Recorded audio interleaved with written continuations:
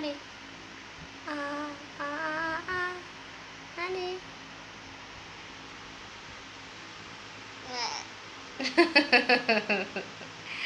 Cười cái to cái trung tin này. Chớp chớp mắt là làm gì vậy?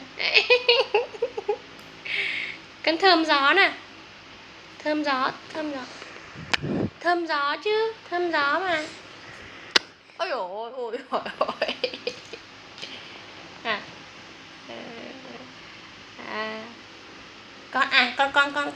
Con nói là tắc kè đi. Con nói tắc kè đi. Con nói đi. Con đây đây, con nhìn vào đây này.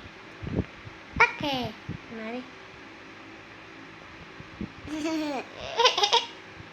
Con nói tắc kè đi. Thơm.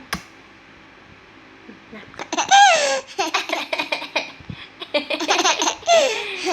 Làm bập bập đi.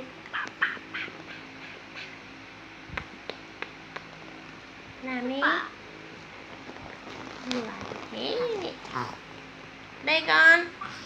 Đâu tay.